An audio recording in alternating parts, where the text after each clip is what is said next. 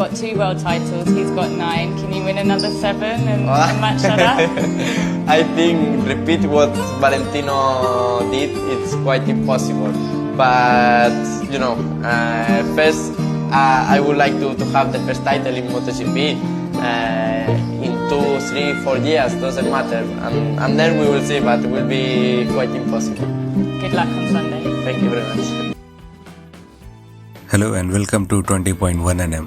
इस वीकेंड पे फिनिश हुई Japanese GP in moto GP और रेस में विन मिली Ducati factory rider Pecco Bagnaia को। पर इस वीकेंड का सबसे बड़ा हाईलाइट था मार्क मार्केज का 7th moto GP title. Mark इस सीजन में बाकी पूरे ग्रिड से हमेशा आगे रहे हैं and even on his bad days Mark was always close to the podium. पर ये कंसिस्टेंसी सिर्फ 2025 सीजन में नहीं थी, इसकी शुरुआत 2013 से होती है जब मार्क ने मोटो जीपी में डेब्यू किया था।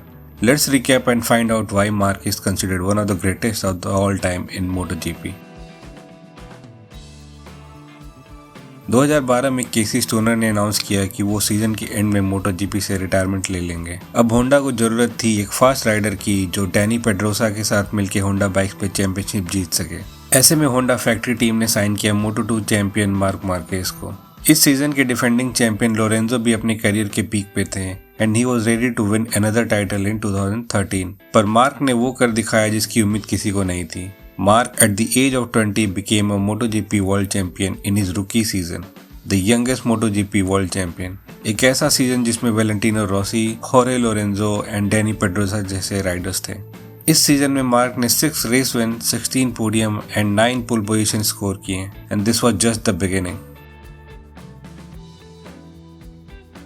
2019 was not a fluke। Marc ने अपना विनिंग स्ट्रीक आगे के सीजन्स में भी कंटिन्यू रखा। 2014 में Mark was the defending champion और उन्होंने अपना टाइटल सक्सेसफुली डिफेंड भी किया। यामाहा राइडर्स वैलेंटिनो रोसी और लोरेंजो अच्छे फॉर्म में थे but they were no match to Mark. 2015 में मार्क ने कुछ मिस्टेक्स की और फिर से यामाहा राइडर्स लोरेंजो और रोसी काफ़ी स्ट्रॉन्ग रहे सीजन में।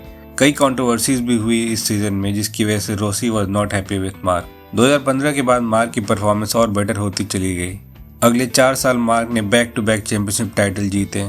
2019 was the peak of his career. इस साल मार्क ने कोई भी रेस सेकंड पोजीशन से नीचे नहीं फिनिश की और सीजन के एंड तक मार्क अपने नियरेस्ट राइवल से 151 पॉइंट्स आगे थे।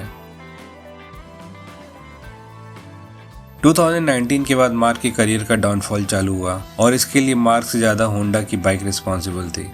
ये वो टाइम था जब डुकाटी टीम भी अपने राइज पे थी और यामाहा के पास फाबियो जैसा राइजिंग स्टार आ चुका था। सुजुकी, केटीएम और अप्रिलिया भी अपनी बाइक्स में रेगुलर इम्प्रूवमेंट्स करके होंडा से आगे निकलने लगे थे। 2020 के स्टार्ट में मार्क ने होंडा के साथ मल्टी ईयर कॉन्ट्रैक्ट साइन किया। वो 2024 के एंड तक होंडा फैक्ट्री टीम के साथ ही रहने वाले थे।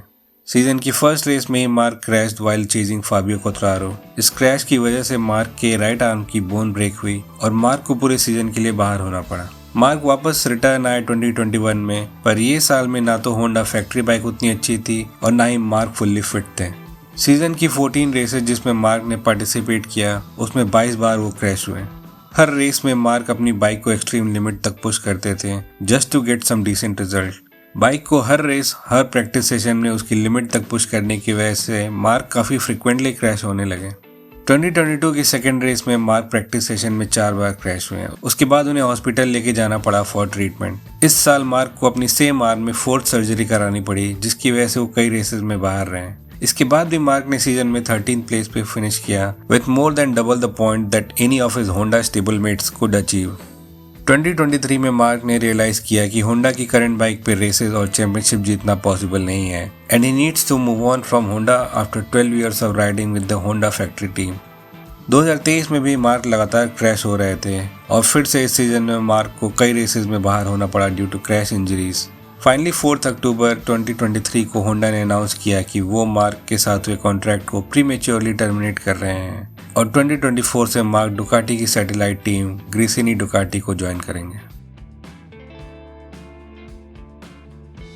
2024 में मार्क ने 1 ईयर कॉन्ट्रैक्ट के साथ ग्रेसिनी डुकाटी को ज्वाइन किया। टीम में मार्क के टीममेट थे उनके अपने भाई एलेक्स मार्केस। डुकाटी ग्रिड की फास्टेस्ट बाइक थी 2024 में। डिफेंडिंग चैंपियन पेको बनियाया ने इसी बाइक पे back to back 2 championship title जीते थे।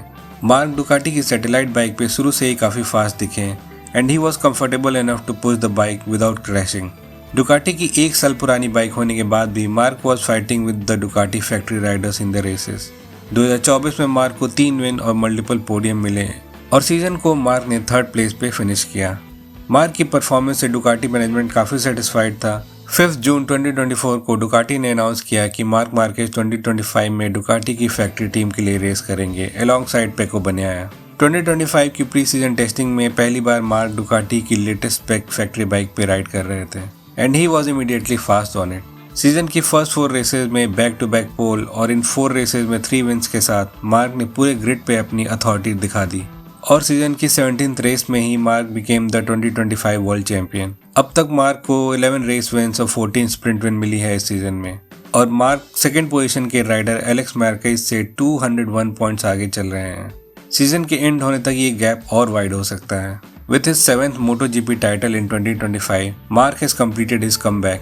होंडा के 4 डिफिकल्ट ईयर्स, मल्टीपल इंजरीज और मल्टीपल सर्जरीज के बाद भी ऐसे परफॉर्मेंस से मार्क ने फिर से प्रूव कर दिया है कि वो क्यों बाकी के ग्रिड से अलग है and why he is the best. F1 हो या MotoGP, जब किसी टीम में कोई रुकी ड्राइवर या राइडर आता है तो उसे कुछ साल लगते हैं अपनी रेस कार या बाइक के साथ एडजस्ट होने में, पर मार्क ने अपने फर्स्ट ईयर में ही चैंपियनशिप टाइटल जीता, वो भी लोरेंजो रोसी और डैनी जैसे MotoGP लेजेंड्स के अगेंस्ट।